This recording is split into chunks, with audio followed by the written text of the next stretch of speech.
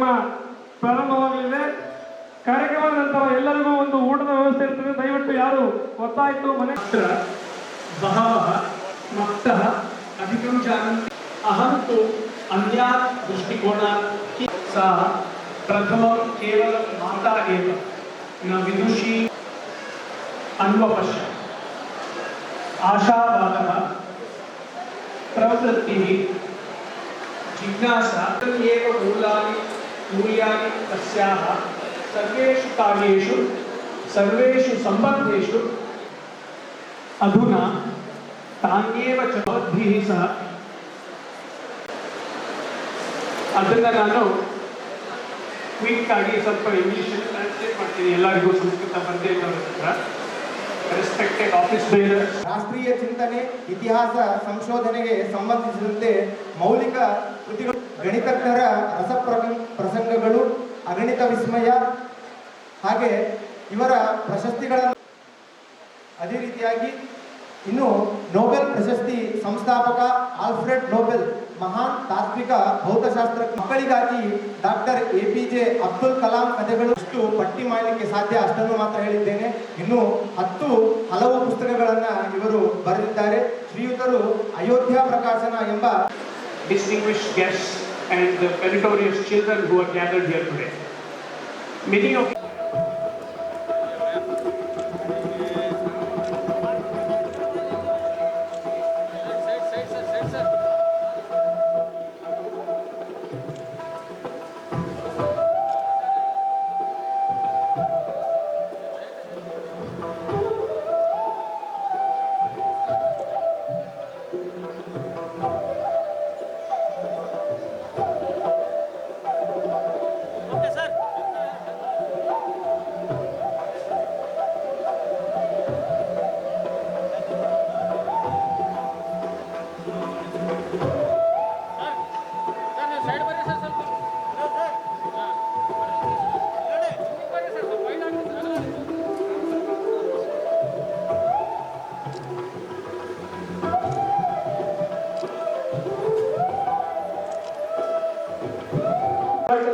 ರವೀಂದ್ರ ಮುಜುಮ್ದಾರ್ ಅವರು ದಯವಿಟ್ಟು ವೇದಿಕೆ ಮೇಲೆ ಬರಬೇಕೆಂದು ಕೇಳಿಕೊಳ್ತಾ ಇದ್ದಾರೆ.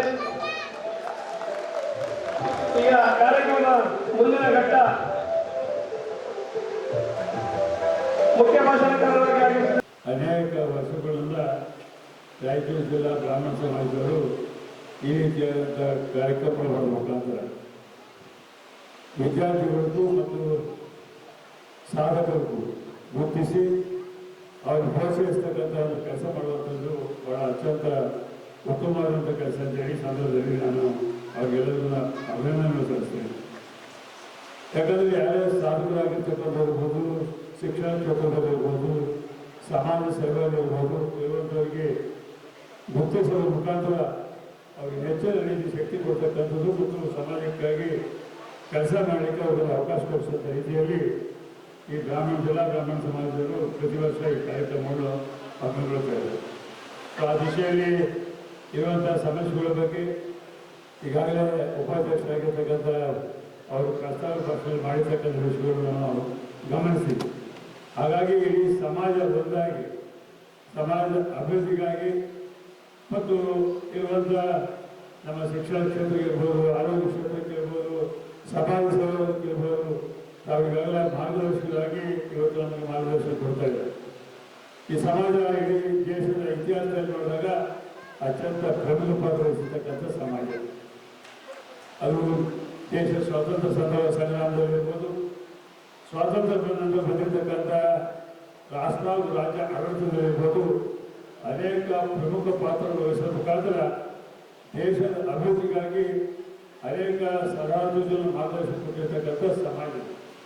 ಹಾಗಾಗಿ ಇವತ್ತು ಸಹಿತ ಪ್ರತಿನಿತ್ಯ ಅನೇಕ ವಿಷಯಗಳಲ್ಲಿ ನಮಗೆ ಸಹಾಯ ಸಹಕಾರಗಳ ಮುಖಾಂತರ ಮಾರ್ಗದರ್ಶನ ಕೊಡುವ ಮುಖಾಂತರ ಈ ಸಮಾಜ ಇಡೀ ನಮ್ಮ ದೇಶಕ್ಕೆ ರಾಜ್ಯಕ್ಕೆ ಬಹಳ ಪ್ರಮುಖ ಪಾತ್ರ ವಹಿಸಿರ್ತಕ್ಕ ಮಾತನ್ನು ಈ ಸಂದರ್ಭದಲ್ಲಿ ಹೇಳಿ, ಇವತ್ತು ಬಂದಿರತಕ್ಕಂಥ ಸರ್ಕಾರಗಳು ಈ ಸಮಾಜ ಅಭಿವೃದ್ಧಿಗಾಗಿ ಅಭಿವೃದ್ಧಿ ಮಾಡಲು ಪ್ರಾರಂಭ ಮಾಡಿದ್ದಾರೆ. ಪ್ರತಿ ವರ್ಷ ಅವ್ರಿಗೆ ಅನುದಾನ ಕೊಡ್ತಕ್ಕಂಥ ಅನುದಾನ ಮುಖಾಂತರ ಇವತ್ತು ಮಕ್ಕಳಿಗೆ ಸ್ಕಾಲರ್ಶಿಪ್ ಕೊಡ್ತಕ್ಕಂಥ ಇರ್ಬೋದು, ಯಾರು ಉದ್ಯೋಗಕ್ಕಾಗಿ ಅಪ್ಲಿಕೇಶನ್ ಕೊಟ್ಟವ್ರಿಗೆಲ್ಲ ಅನುದಾನ ಕೊಡ್ತಕ್ಕಂಥ ಆಗಿರ್ಬೋದು, ಲೋನ್ ಕೊಡ್ತಕ್ಕಂಥ ಕಾರ್ಯಕ್ರಮ ಇರ್ಬೋದು. ಈ ರೀತಿಯಾಗಿ ಅಭಿವೃದ್ಧಿ ಪಡೆದ ಅನೇಕ ಕಾರ್ಯಕ್ರಮಗಳು ಇವತ್ತು ಹೊರಕೊಳ್ತಾರೆ.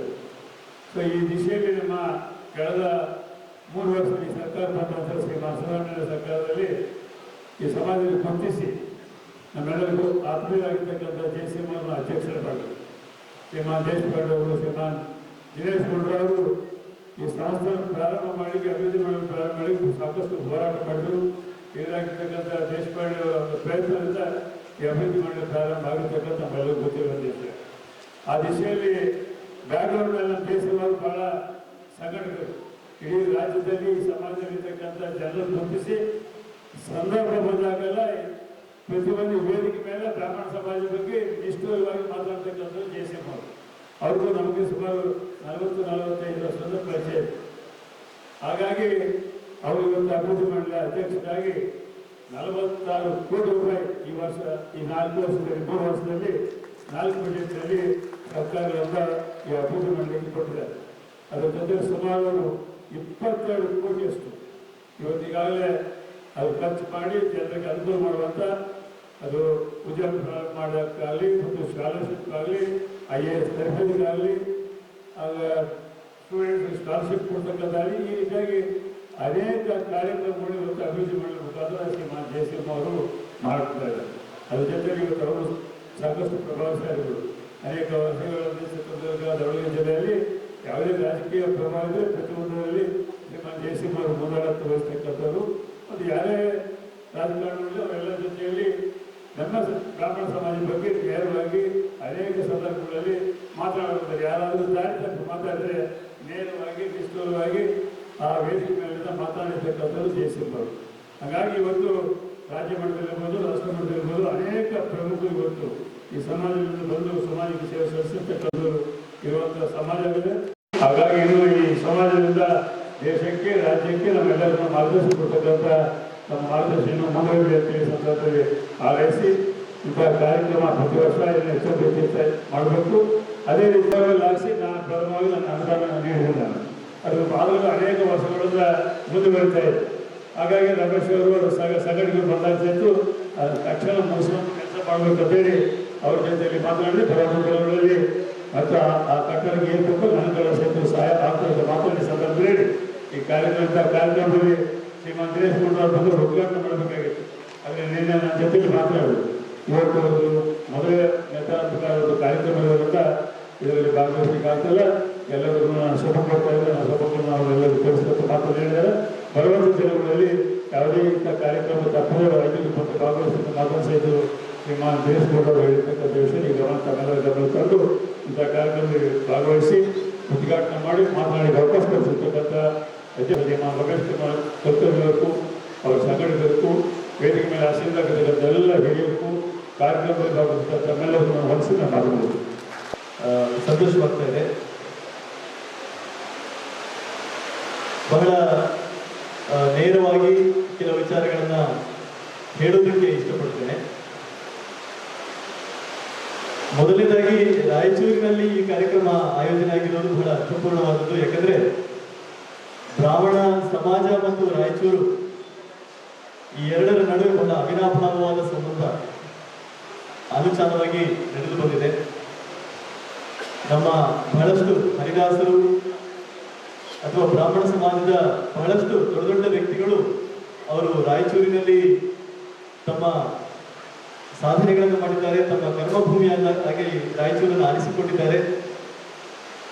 ಮತ್ತು ಇವತ್ತಿಗೂ ಕೂಡ ಒಟ್ಟು ಬ್ರಾಹ್ಮಣ ಸಮಾಜಕ್ಕೆ ಸಂಬಂಧಪಟ್ಟ ಅನೇಕ ಕೆಲಸಗಳನ್ನು ಮಾಡ್ತಾ ಇರುವವರಿಗೆ ಒಂದಲ್ಲ ಒಂದು ರೀತಿಯಲ್ಲಿ ರಾಯಚೂರಿನ ಸಂಬಂಧನೇ ಇದೆ. ಹಾಗಾಗಿ ಈ ನೆಲದಲ್ಲಿ ಇಷ್ಟೊಂದು ದೊಡ್ಡ ಸಂಖ್ಯೆಯಲ್ಲಿ ಜನಗಳು ಸೇರಿ ಈ ಕಾರ್ಯಕ್ರಮವನ್ನ ನಡೆಸ್ತಾ ಇರೋದು ಬಹಳ ಸಂತೋಷ. ಈಗಾಗಲೇ ಶ್ರೀಯುತ ಬಸವರಾಜ್ ಅವರು ಮಾತಾಡಿದ್ದಾರೆ. ಅವರು ಸರ್ಕಾರದ ಕಡೆಯಿಂದ ವಿಪ್ರ ಸಮಾಜಕ್ಕೆ ಏನೆಲ್ಲ ಸಹಾಯಗಳು ಅಥವಾ ನೆರವು ಬಂದಿದೆ ಅನ್ನೋದ್ರ ಬಗ್ಗೆ ಸಂಕ್ಷಿಪ್ತವಾಗಿ ಒಂದಷ್ಟು ಮಾತುಗಳನ್ನು ಹೇಳಿದ್ದಾರೆ. ನಾನು ಕೆಲವು ವಿಚಾರಗಳನ್ನ ಇಲ್ಲಿ ನಿಮ್ಮ ಮುಂದೆ ಹಂಚಿಕೊಳ್ಬೇಕು. ಇವತ್ತು ಪ್ರತಿಭಾ ಪುರಸ್ಕಾರ ಅಂತ ಹೇಳಿ ಈ ಕಾರ್ಯಕ್ರಮಕ್ಕೆ ಒಂದು ಆಯಾಮವನ್ನು ಜೋಡಿಸಿದ್ದಾರೆ. ಪ್ರತಿಭೆ ಅಂತ ಹೇಳಿದ್ರೆ ನವನವೋನ್ಮೇಷ ಶಾಲಿನಿ ಪ್ರತಿಭಾ ಅಂತ ಹೇಳಿ ಒಬ್ಬ ಕವಿ ಹೇಳ್ತಾರೆ. ಪ್ರತಿಯೊಂದು ಸಲವೂ ಹೊಸದಾಗಿ ಇರುವುದೇ ಪ್ರತಿಭೆ. ಅಂದ್ರೆ ಒಂದು ಹಾಡಿರಬಹುದು, ಆ ಹಾಡನ್ನ ಎಲ್ಲರೂ ಹಾಡಿದ ಹಾಗೆ ಹಾಡಿದ್ರೆ ಪ್ರತಿಭೆ ಅಲ್ಲ. ಅದನ್ನ ಹೊಸ ರೀತಿಯಲ್ಲಿ ತನ್ನ ಒಳಗಿನ ಯಾವುದೋ ಒಂದು ಚೈತನ್ಯವನ್ನು ಅದಕ್ಕೆ ಹಾಕಿ ಹೊಸ ರೀತಿಯಲ್ಲಿ ಹಾಡಿದರೆ ಪ್ರತಿಭೆ. ಡ್ಯಾನ್ಸ್ ಮಾಡೋದು ಎಲ್ಲರೂ ಟೀಚರ್ ಹೇಳಿಕೊಟ್ಟ ಹಾಗೆ ಡ್ಯಾನ್ಸ್ ಮಾಡಿದ್ರೆ ಪ್ರತಿಭೆ ಅಲ್ಲ. ಅದಕ್ಕೆ ತನ್ನತನವನ್ನು ಸೇರಿಸಿ ಹೊಸದಾಗಿ ಏನನ್ನೋ ಪ್ರೇಕ್ಷಕರಿಗೆ ದಾಟಿಸಿದ್ರೆ ಪ್ರತಿಭೆ. ಹೀಗೆ ಪ್ರತಿಭೆ ಅಂತ ಹೇಳಿದ್ರೆ ಅದರಲ್ಲಿ ಯಾವುದೋ ಒಂದು ಹೊಸತನ ಇರಬೇಕು. ಆ ಹೊಸತನ ಕೇವಲ ಒಂದು ಸಲ ಮಾತ್ರ ಕಾಣಿಸಿಕೊಳ್ಳುವುದಿಲ್ಲ, ಪ್ರತಿ ಸಲವೂ ಮತ್ತೆ ಮತ್ತೆ ಹೊಸದಾಗಿ ಅದು ಜನರ ಮುಂದೆ ಬರ್ತಾ ಇದ್ರೆ ಅದಕ್ಕೆ ಪ್ರತಿಭೆ ಅಂತ ಹೇಳ್ತಾರೆ.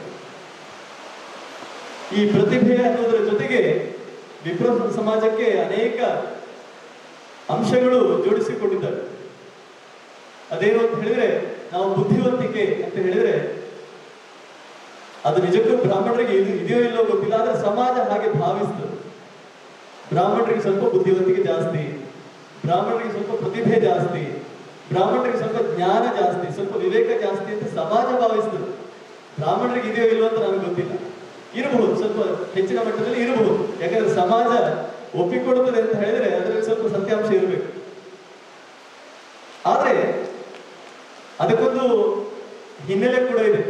ಸಾವಿರಾರು ವರ್ಷಗಳಿಂದ ಜ್ಞಾನವನ್ನು ಸಂಗ್ರಹ ಮಾಡುವ, ಜ್ಞಾನವನ್ನು ಪ್ರಸಾರ ಮಾಡುವ, ಜ್ಞಾನವನ್ನು ಒಂದು ತಲೆಮಾರಿನಿಂದ ಇನ್ನೊಂದು ತಲೆಮಾರಿಗೆ ದಾಟಿಸುವ, ಕಲೆ ಸಂಸ್ಕೃತಿಗಳಲ್ಲಿ ಹೆಚ್ಚಿನ ಒಂದು ಆಸಕ್ತಿಯನ್ನು ತೋರಿಸುವ, ಅದರಲ್ಲಿ ಹೆಚ್ಚಿನ ಕೆಲಸವನ್ನು ಮಾಡುವ, ಒಟ್ಟು ಸಮಾಜದ ಸಂಸ್ಕೃತಿಯನ್ನ ರಕ್ಷಣೆ ಮಾಡುವ, ಅದನ್ನ ಮುಂದಿನ ಪೀಳಿಗೆಗಳಿಗೆ ದಾಟಿಸುವಂತಹ ಕೆಲಸವನ್ನ ಬಹಳ ಶ್ರದ್ಧೆಯಿಂದ ಮಾಡುವ ಸಮಾಜ ಯಾವುದಾದ್ರೂ ಇದ್ರೆ ಅದು ಬ್ರಾಹ್ಮಣ ಸಮಾಜ. ಆದ್ರೆ ಅದರಲ್ಲಿ ಸ್ವಲ್ಪ ಅಪಾಯವೂ ಇದೆ. ಯಾಕೆಂತ ಹೇಳಿದ್ರೆ ತರ್ಕವನ್ನ ಬಹಳ ಬ್ರಾಹ್ಮಣರು ಆಳವಾಗಿ ಅಧ್ಯಯನ ಮಾಡುತ್ತಾರೆ, ಯಾಕಂದ್ರೆ ಅದೊಂದು ಶಾಸ್ತ್ರೀಯವಾದ ವಿಷಯ. ಆದರೆ ತರ್ಕವನ್ನ ಮಾತ್ರ ಇಟ್ಕೊಂಡು ಬುದ್ಧಿ ಇಲ್ಲದೆ ಹೋದ್ರೆ, ತರ್ಕ ಮೈನಸ್ ಬುದ್ಧಿ ಅಂತ ಇಟ್ಕೊಳ್ಳೋಣ, ಅದು ಬಹಳ ಡೇಂಜರ್. ಯಾಕಂದ್ರೆ ಬುದ್ಧಿ ಇರಬೇಕು ತರ್ಕದ ಜೊತೆಗೆ. ಎಷ್ಟೋ ಸಲ ಏನಾಗ್ತದೆ, ತರ್ಕ ಮೈನಸ್ ಬುದ್ಧಿ ಆಗಿಬಿಡ್ತದೆ. ಹಾಗೇನೆ ಸ್ಮರಣ ಶಕ್ತಿಗೂ ಕೂಡ ಈ ವಿಪ್ರ ಸಮಾಜಕ್ಕೆ ಬಹಳ ದೊಡ್ಡ ಸಂಬಂಧ ಇದೆ. ಯಾಕೆಂದ್ರೆ ಅದನ್ನು ಕೂಡ ಸ್ಮರಣ ಶಕ್ತಿಯನ್ನು ಬೆಳೆಸಿಕೊಳ್ಳುವ ಅನೇಕ ಕಸರತ್ತುಗಳನ್ನ ಶತಮಾನಗಳಿಂದ ಮಾಡಿಕೊಂಡು ಬಂದಂತ ಒಂದು ಸಮಾಜ. ಯಾಕಂದ್ರೆ 5-6 ವರ್ಷದ ಹುಡುಗರು ಅವರು ಅಮರಕೋಶವನ್ನ ಪೂರ್ತಿಯಾಗಿ ಬಾಯ್ಪಾಠ ಮಾಡ್ತಾರೆ, ಅಥವಾ ಎಷ್ಟೋ ಶ್ಲೋಕಗಳನ್ನ, ಮಂತ್ರಗಳನ್ನ, ಸೂಕ್ತಗಳನ್ನ ಬಾಯ್ಪಾಠ ಮಾಡ್ತಾರೆ. ಹೀಗೆ ಬಾಯ್ಪಾಠ ಮಾಡ್ತಾ ಮಾಡ್ತಾ ಬುದ್ಧಿಗೆ ಕಸರತ್ತು ಕೊಡುವ, ಸ್ಮರಣ ಶಕ್ತಿಯನ್ನು ಹೆಚ್ಚಿಸಿಕೊಳ್ಳುವಂತ ಕಸರತ್ತನ್ನ ನಿರಂತರವಾಗಿ ಮಾಡಿಕೊಂಡು ಬಂದಿರುವ ಸಮಾಜವಾದದ್ರಿಂದ ಸ್ವಲ್ಪ ಸ್ಮರಣ ಶಕ್ತಿ ಜಾಸ್ತಿ ಅನ್ನೋದು ಸಮಾಜ ಒಪ್ಪಿಕೊಂಡಿದೆ.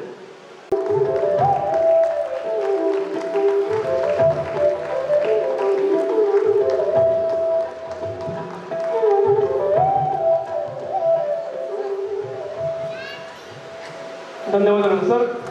ಕಲ್ಲಾಗು ಕಷ್ಟಗಳ ಮಳೆಯೇ ವಿಧಿಸುರಿಯೇ, ಕಲ್ಲಾಗು ಕಷ್ಟಗಳ ಮಳೆಯೇ ವಿಧಿಸುರಿಯೇ, ಬೆಲ್ಲ ಸಕ್ಕರೆಯಾಗು ದೀನ ದುರ್ಬಲರಿಂಗೆ, ಬೆಲ್ಲ ಸಕ್ಕರೆಯಾಗು ದೀನ ದುರ್ಬಲರಿಂಗೆ, ಎಲ್ಲರೊಳಗೊಂದಾಗು ಮಂಕುತಿಮ್ಮ ಅನ್ನುವಂತ ಒಂದು ಮಂಕುತಿಮ್ಮರ ಒಂದು ಕಗ್ಗವನ್ನು ನೇಯುತ್ತಾ ಇಂದು ಈ ಕಾರ್ಯಕ್ರಮದ ಮೇನ್ ಐಕಾನ್ ಅಂದ್ರೆ ಮೇನ್ ಪ್ರಮುಖ ಘಟ್ಟ ಅಂತ ಹೇಳಿದ್ರೆ ವಿಪ್ರಶ್ರೀ.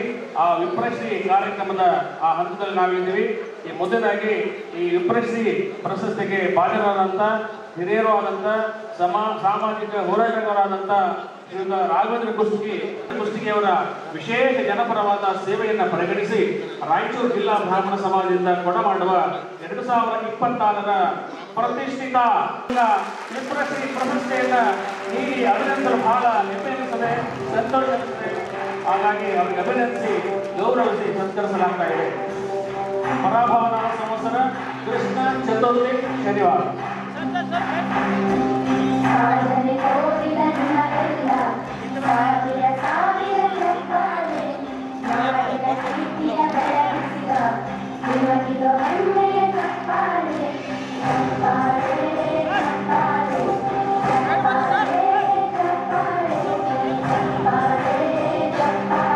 ಹಾಡಿನ ಜೊತೆಗೆ ಚಪ್ಪಾಳೆ,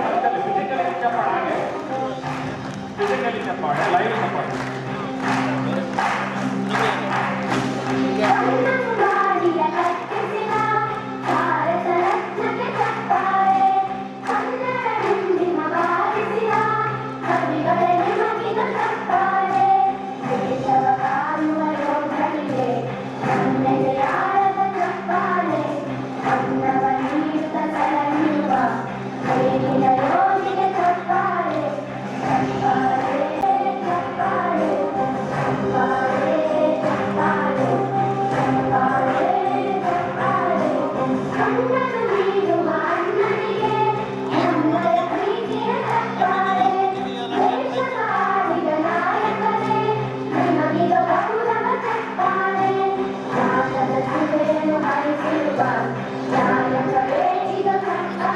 ವೆಂಕಟಭಕ್ತು ವೆಂಕಟಭುಜಗಸ್ತು ಪುಸ್ತಕವಿದೆಯ ಪೌತ್ರೋ ಗುರುವಾರ್ಯಾನು ಕೃತಸ್ತೋತ್ರಂ ಹರೇಸ್ತು ಗಾಂಗೆಯ.